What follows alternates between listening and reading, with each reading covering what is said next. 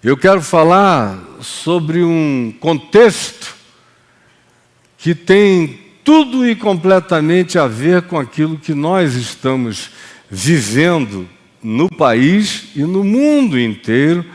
E não é preciso que eu faça um inventário das calamidades mundiais, planetárias, nem tampouco das conjunções as mais diversas que caracterizam o que vem acontecendo no nosso país, pioradamente ano após ano, praticamente desde o início dos anos 2000, nós fomos vivendo numa avalanche de tragédias, de crescimento, de manifestações impensáveis, de sustos horrorosos que só foram piorando.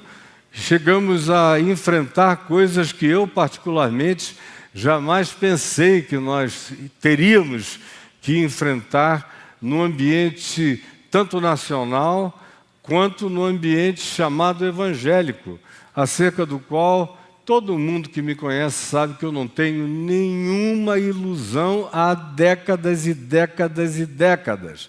Eu estou vendo daqui, por exemplo, Manuel do Carmo sentado ali, com a barba enorme, abraâmica, a Lena, a mulher dele, meus filhos na fé, desde o início dos anos 70, são de Manaus. Desde aquele tempo sempre foi assim. Eu nunca fui outra pessoa, eu nunca vendi ilusões, nunca fiquei correndo atrás de miragens. Eu sempre soube que era Jesus, Jesus e só Jesus, e que o resto era adereço, o resto era dispensável, o resto não fazia parte de qualquer coisa que tivesse valor ou significado para a minha vida. Então, poupando-nos de um inventário horroroso, que eu espero que a mente de nós tenha alinhavado, compreendido, contextualizado e esteja diariamente chamando a consciência e a existência em oração, às vezes até em pânico, porque isso só piora. Na década de 90, em 98, eu tomei a decisão de me desligar institucionalmente de tudo, porque já era absolutamente insustentável e insuportável. Eu estou falando de 98, já era uma coisa inaguentável. De lá para cá, décadas se passaram. Isso ficou completamente intragável, demoníaco, horrendo.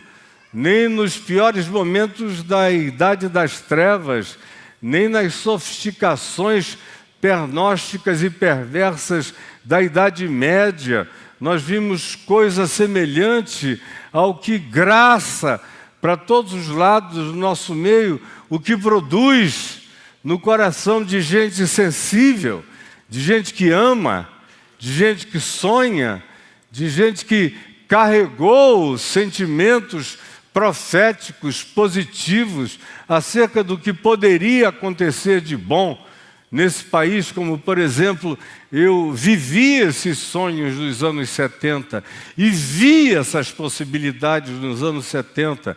Tive praticamente certeza disso durante toda a década de 90, de que nós estávamos iniciando um processo irreversível de coisas positivas que iriam crescer e vencer qualquer malignidade espiritual. Aí a gente inicia os anos 90 com um emborcamento de todos os sonhos anteriores, e o que se alimentava como profecia de utopia do Evangelho no nosso coração virou distopia indescritivelmente crescente, agonizante e insuportável. O que produziu depressão, cansaço, desânimo, suicídio, desistência, angústia inexplicável, abandono, de tal modo que a segunda maior denominação chamada evangélica no Brasil é a dos que foram pejorativamente apelidados de os desigrejados.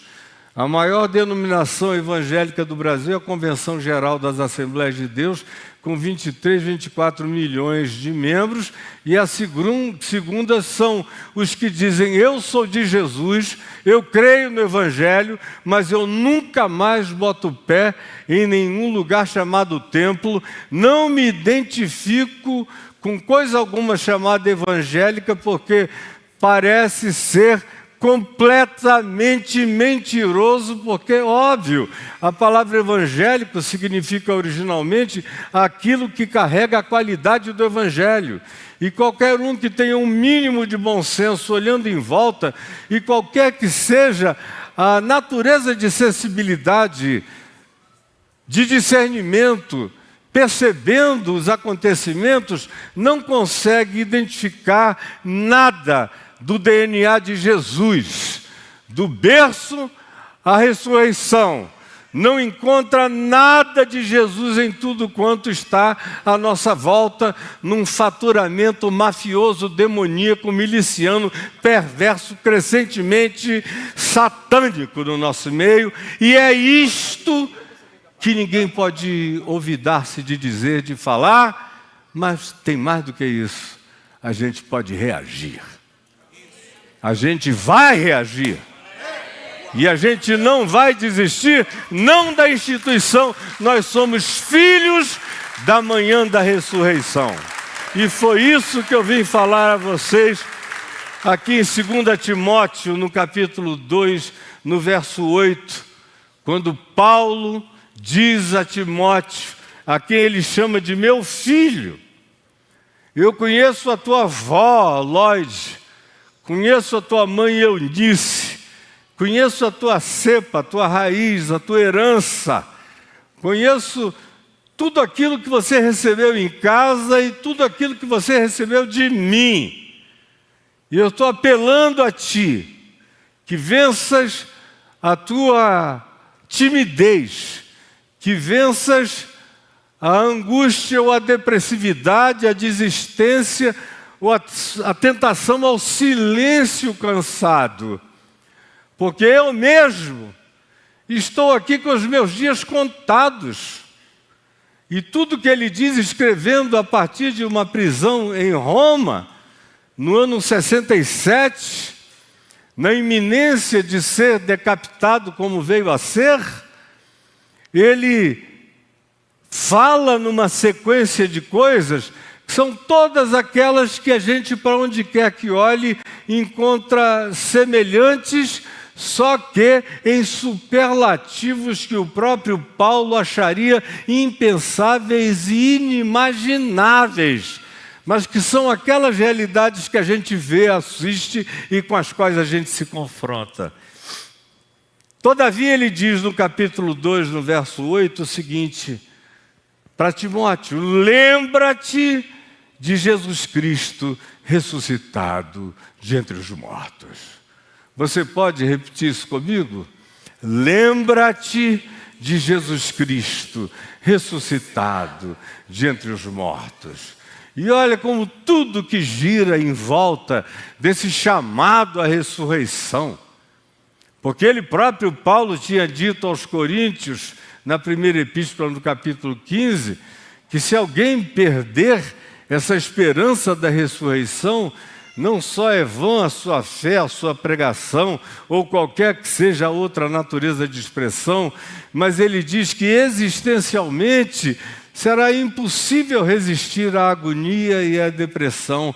E ele diz: sem esse poder da alegria, da força, da certeza, da veemência, da incontrolabilidade, do poder da ressurreição nos habitando, da esperança transcendente que se transforma num fator existencial candente, invencível, poderoso, atravessador de todos os infernos que se constituam à nossa volta. Sem isso, nós nos tornamos os mais infelizes de todos os homens. Portanto, lembra-te de Jesus Cristo ressuscitado de entre os mortos. Lembra-te de Jesus Cristo ressuscitado de entre os mortos nesse contexto em que os dons que tu recebeste pela imposição das minhas mãos estão se arrefecendo em ti. Mas lembra-te de Jesus Cristo, ressuscitado de entre os mortos. Ou quando ele diz, mesmo no meio daqueles que nos abandonaram, os da Ásia, aonde ele dedicou a maior parte da sua vida, um lugar por onde eu viajo há muitos anos, desde os anos 70, indo de cidade em cidade, onde ele começou igrejas, comunidades de fé, discipulou pessoas. Agora, no ano 67, ele olha e vê que todo aquele esforço aparentemente tinha sido em vão. Ele menciona pelo nome Filégio e Hermógenes, dizendo, eles todos me abandonaram, inclusive pela influência desses indivíduos aqui, cortaram relações, esqueceram de tudo que eu fiz, graças a Deus por Onísero. O Onísero veio a Roma, saiu de onde hoje é a Turquia, não sabia onde eu estava, me procurou por toda Roma, até que me achou todo agrilhoado nessa prisão fria, abandonada, e consolou meu coração. Mas, quando o teu espírito estiver em estado de desânimo, lembra-te de Jesus Cristo, ressuscitado de entre os mortos. Quando o teu coração não tiver referências, lembra-te de que fiel é a palavra. E se já morremos com Ele, também com Ele viveremos. Se perseveramos, também com Ele reinaremos. Se o negamos, Ele por sua vez nos negará. Mas, se somos infiéis, Ele permanece fiel, porque não pode negar-se a si mesmo. Lembra-te de Jesus Cristo, ressuscitado de entre os mortos.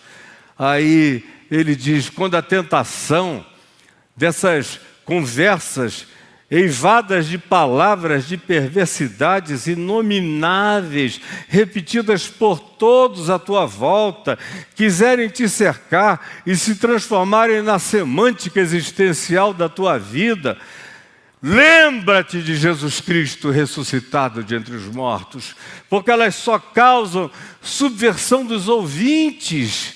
Quanto a ti, lembrando-te de Jesus ressuscitado de entre os mortos, procura apresentar-te diante de Deus e diante dos homens como um obreiro aprovado e que não tem do que se envergonhar. Também lembra-te de Jesus Cristo de entre os mortos, quando as proposições que vierem de todos os lados carregarem apenas as discussões dos falatórios inúteis e profanos, que aqueles que deles usam só vão passando de cognição em cognição negativa, perdendo o discernimento, a percepção. Não faças isto, evita isto.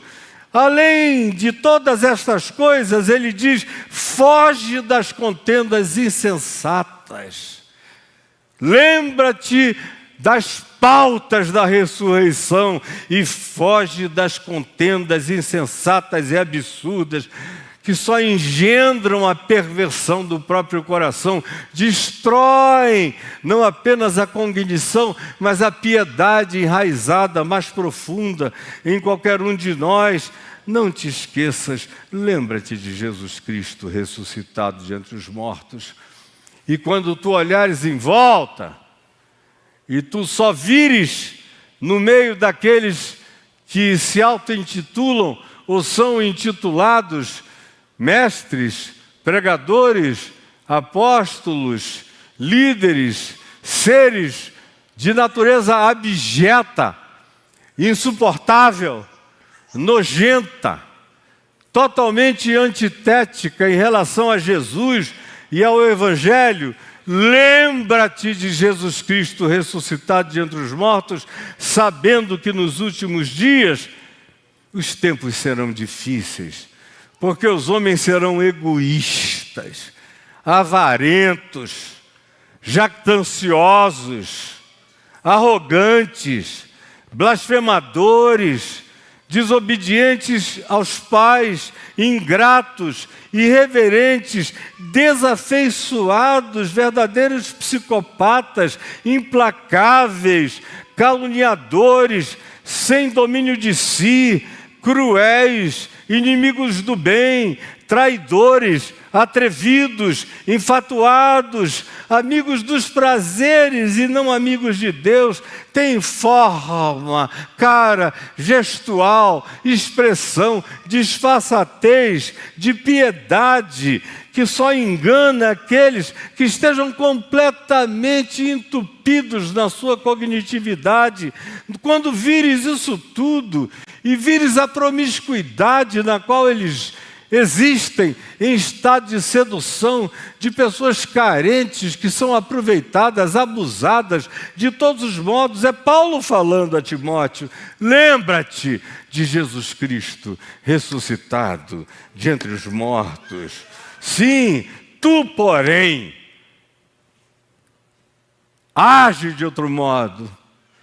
Tu tens a referência que eu me ofereci para ser, que eu sou, que eu busco encarnar, que eu jamais desistirei de viver numa resiliência invencível, numa perseverança inarredável, que não conhece rés nem retroatividade, porque eu fui chamado para andar adiante, porque Jesus Cristo ressuscitou dos mortos. Lembra-te de Jesus ressuscitado de entre os mortos. Faze da tua vida um porém, uma adversativa de graça, de esperança contra toda maldade que se coletivize à tua volta. Não fique impressionado, não deixes que as quantificações matem o chamado, a qualificação do Evangelho na tua vida, nem no teu coração. Olha bem para mim, eu te conjuro perante Deus e Cristo Jesus, que ressuscitou dentre os mortos, acerca de quem tu deves lembrar-te todos os dias dele, rasgando a morte, saindo do tártaros do inferno, que não pôde conter, onde ele proclamou a vitória da cruz e da ressurreição a principados, potestades e poderes, e a todos os seres pré-diluvianos e de outras dimensões. Lembra-te de Jesus Cristo ressuscitado de entre os mortos, e lembra-te de mim também, porque eu combati o bom combate, eu completei a carreira, e eu estou aqui, preso nesse frio, nessa masmorra, com uma sentença de morte na cabeça, e guardei a fé. Já agora, a coroa da justiça me está guardada, a qual o Senhor, o reto juiz, me dará naquele dia, e não somente a mim, mas a ti e a tantos quantos amem a sua vinda. Lembra-te de Jesus Cristo ressuscitado de entre os mortos. E ele chega naquele momento de descrição íntima da situação na qual ele está, naquela cadeia romana, na sua segunda prisão na cidade, e diz: olha só o que me aconteceu, eu estou precisando de ti, vem logo, vem antes que eu vá. Vem, porque eu tenho o que dizer no nosso encontro, no nosso abraço. Eu tenho energia a transferir. Eu tenho amor a transportar para a tua mente, para o teu coração, para o teu ser, para a tua existencialidade. Apressa-te em vir ter comigo. Demas, tendo amado o presente século, me abandonou e se foi para Tessalônica. Crescente, que já andou tantos anos comigo, também foi embora para a Galácia. Tito foi para a Dalmácia. Somente Lucas está comigo. Só ele. Tu, Timóteo, que és meu filho, conheci tua avó e tua mãe, te vi pequeno. vem ter comigo depressa, porque eu não sou de ferro. Nada me demoverá das raízes do meu compromisso, porque eu me lembro todo dia de Jesus Cristo ressuscitado de entre os mortos. Mas vem rápido! E traze também contigo a Marcos, que num dado tempo na minha vida me foi inútil, me atrapalhou, me prejudicou. Se uniu ao meu primo Barnabé e ambos queriam fazer um caminho de volta. E eu tinha convicção absoluta que o impulso da ressurreição me mandava penetrar nos interstícios do planeta, em todas as culturas, etnias, línguas e nações, e foi adiante que eu prossegui. Mas agora, traze a Marcos contigo, porque ele me será útil. Eu estou precisando de todas as ajudas, e aqui está frio, frio, frio. Traze a minha capa, que eu deixei na casa de Carpo, em Troade. Aqui também é um lugar melancólico, nostálgico, paredes e guardas pretorianos tomando conta de mim de dia e de noite. Eu queria um mínimo de distração mental para minha mente. Traze os livros que eu esqueci em Troade. Troade é a região da Turquia hoje, onde era a antiga Troia, que é, arqueologicamente falando, incontestável cada vez mais nos dias de hoje, com 7 camadas de cidades de Troia ali nos dias de Paulo. Era o lugar de Troia. Eu deixei em Troia, na região de Troade, os meus livros. Traz esses livros. Minha mente precisa de alimento, de vivacidade, para que eu não entre em nenhum estado mórbido, psicológica, espiritual ou mental ou espiritualmente. Eu quero alimentar meu coração com as alegrias das esperanças proféticas daqueles que preferiram entregar suas vidas à morte do que negociar qualquer que fosse com a barganha que lhes fosse oferecida, porque eles carregavam no coração a certeza daquele que já dissera antes: eu sei que o meu Redentor vive, portanto, lembra-te de Jesus Cristo, ressuscitado de entre os mortos. Quanto ao que me rodeia, é traição sobre traição. Alexandre o latoeiro causou-me tantos males, e ele era da comunidade da fé. Tu guarda-te dele, porque ele é capaz de resistir veementemente às palavras de quem anunciou primevamente o Evangelho para ele, como foi o meu caso. Portanto, nem percas o teu tempo com a obstinação deles, mas venha ao meu encontro na minha solidão, na minha angústia, na minha melancolia, na minha tristeza. Eu preciso das vibrações e das frequências e da renovação e da juventude e da possibilidade de ver em ti a continuidade do que aparentemente, diante dos meus olhos e das circunstâncias, parece estar completamente perdido. Vem depressa, por favor. E ele prossegue e diz: na minha primeira defesa, ninguém apareceu em meu favor. Todo mundo da igreja desapareceu. Eu fiquei sozinho na corte, recebendo a acusação de Alexandre o latoeiro, de vários outros que não sabiam fazer outra coisa senão, na sua covardia perversa, levantarem-se para me caluniar. Eu, todavia, sou invergável, porque eu me lembro de Jesus Cristo ressuscitado de entre os mortos. É por isso que eu suporto tudo, porque o Senhor me assistiu e me deu forças, porque Ele ressuscitou de entre os mortos e está vivo em mim. Portanto, vem, e eu conjuro a ti, diante de Deus, de vivos e de mortos, a quem serão julgados por Jesus, que tu pregues a palavra, que tu instes, seja oportuno ou não, que tu advirtas, que tu exortes com longanimidade, com graça, com bondade, porque não te esqueças que haverá tempo em que o Evangelho vai causar desconforto insuportável na maioria absoluta das pessoas, e ele não falava dos de fora, falava supostamente dos de dentro, que cercar-se-ão de mestres que farão adequações do que eles vão chamar de palavra de Deus às suas concupiscências, aos seus desejos, aos seus caprichos, às suas doenças, às suas maldades,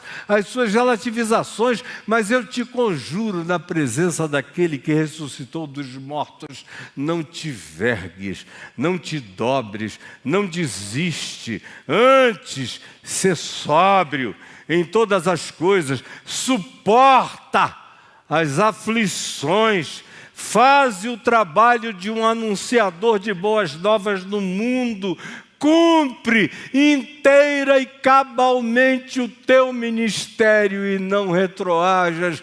Lembra-te de Jesus Cristo ressuscitado de entre os mortos. O Senhor me livrará também de toda obra maligna. E a obra maligna é ficar amargurado por causa da desistência de todos. A obra maligna é perder a alegria do Evangelho por causa da corrupção da maioria absoluta ou esmagadora. A obra maligna é a desconstrução dos elementos pivotais, é a perda da referência da pedra da esquina, da rocha preciosa que é Cristo Jesus, que mede e mensura todas as coisas. A obra maligna é que por causa deles a gente diga não vale a pena. A obra maligna é olhar em volta e nos sentirmos falando sozinho, como era agora o caso dele. Ele que for ouvido tantas vezes por tantos, em tantos lugares, agora, todavia, num espaçamento de 40 anos, parece que tudo tinha murchado e desaparecido. E agora o apelo dele não era para a figura mais veemente que ele conhecia, era para a mais tímida de todas, em cujo coração havia, na percepção de Paulo, a impressão de que o fogo do Espírito de Deus, do dom de Deus nele, estava apagando. Portanto, vem depressa e lembra-te de Jesus Cristo, ressuscitado de entre os mortos. Não te esqueças disso. Olhem aqui para mim, faltam 4 minutos. Eu deixei um monte de coisas fora, porque eu olhei e falei, não vai dar para falar em 38 minutos. Não. Olha aqui para mim. Eu não sei como você está se sentindo, mas eu acho difícil que, cercados por esse espetáculo circense, por essa manifestação de coliseu da destruição da fé, do abuso, que vem de todos os tipos e de todos os lados. Não é possível que numa época como a nossa, de universalização de informação, somente eu e uns poucos saibamos disso. Não é possível. Todos aqui sabem absolutamente do que eu estou falando. Todos. E eu também sei, porque eu já vi tanta gente boa que no passado carregou paixão, fogo, foi ente espiritual afornalhado, cheio de esperanças e de expectações positivas do Evangelho, e que hoje você os procura E quem não desistiu de tudo, todavia, está intimidado, se acovarda, se encolhe, bota quase a cara para fora e volta outra vez. Se tiver uma ameaça, retroage. Tem medo de abraçar os inabraçáveis, de acolher os inacolhíveis. Tem medo de enfrentar e dizer para essa corja de bandidos religiosos que virão muitos do norte, do sul, do leste e do oeste e os precederão e tomarão lugar à mesa no reino de Deus. Muitos, para além do que sabemos, para além do que imaginamos, porque em verdade eu vos digo que muitos publicanos e pecadores, disse ele, o grupo mais pateticamente hipócrita dos dias dele, e eu falo de Jesus, dirigindo seus religiosos, fariseus, saduceus, autoridades do templo, sacerdotes com capacitações políticas e dominações absolutas. Em verdade eu vos digo que muitos pecadores, publicanos e meretrizes vos precederão no reino de Deus. Como ele, eu tomei uma decisão. Em 1998 eu falei, eu não vou ser cúmplice dessa maldade de modo algum. Eu prefiro me tornar o ente mais abominável, desprezível, para quem todas as portas se fechem, porque essas não são portas que levam a nenhuma perspectiva da utopia profética do reino de Deus. São portas abertas para o inferno, para o calabouço da maldade. Eu não quero cumplicidade com nada disso, nem com coisa alguma. E são décadas já passadas. E eu nunca tive um único dia de arrependimento. No início era profunda solidão. Não ficou nem um Timóteo.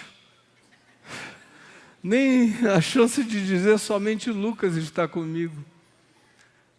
Até o Lucas, que era meu filhinho, partiu para a eternidade, logo depois.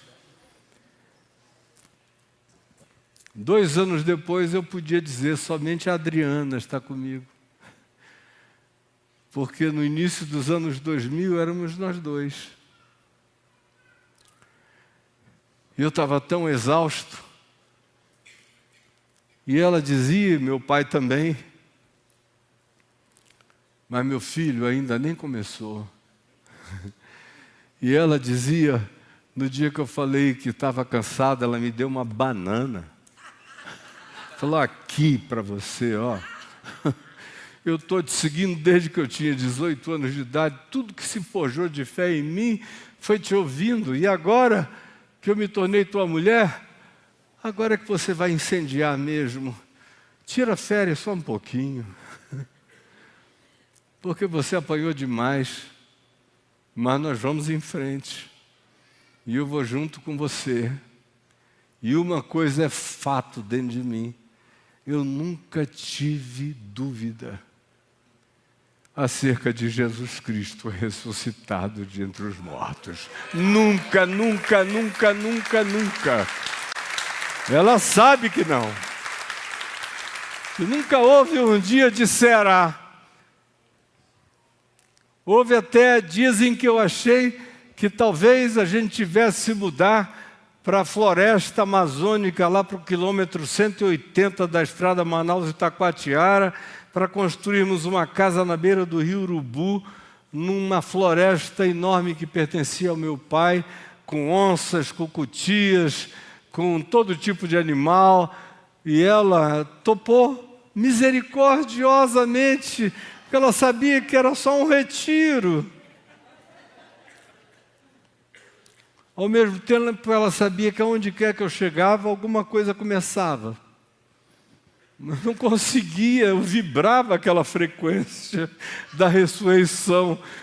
Mesmo todo machucado, ferido e lanhado, aquela certeza intrínseca da vitória de Jesus sobre a morte, nunca me abandonou, nem jamais me abandonará, porque eu sei que naquele tempo, tanto quanto hoje, tanto quanto sejam os dias que o Senhor me der, eu repetirei com a mesma veemência de convicção: eu combati o bom combate, eu completei a carreira e eu guardei a fé, lembrando-me de Jesus Cristo ressuscitado de entre os mortos. Se você não tiver isso, perdida será a tua causa. Mas se você renovar essa alegria do poder da ressurreição dos mortos, a morte, com as suas garras, não poderão puxar você para nenhum abismo existencial. E você vai rasgar as mortalhas da maldade, vai sair, vai emergir, vai continuar, vai prosseguir. E milhares, como Paulo disse, de gentios, de gente pagã, como o Kleber aludiu aqui hoje rapidamente ao nosso amigo Caetano, marido da minha prima Paula, que nós temos uma origem familiar comum. E tanto quanto eu tenho visto centenas de pessoas impensáveis, cujos nomes eu não posso nem mencionar, que estão todos os dias sendo impactadas pela certeza absoluta que vibra do meu ser, que é frequência de energia, que é linguagem com palavras ou sem palavras, que é algo que emana. Como anteontem, uma dessas figuras públicas de natureza mundial me falou: Caio, é impossível. É impossível. Essa coisa chega, bate, me esbofeia, me toca, me choca, me rasga, e é maravilhosa, não dá para ocultar, porque é Jesus Cristo ressuscitado de entre os mortos. Foi essa palavra simples de amor e de fé, de paixão inarredável, que eu vim compartilhar na inauguração desse espaço Betesda, que é lugar de cura, de graça, de amor de Deus.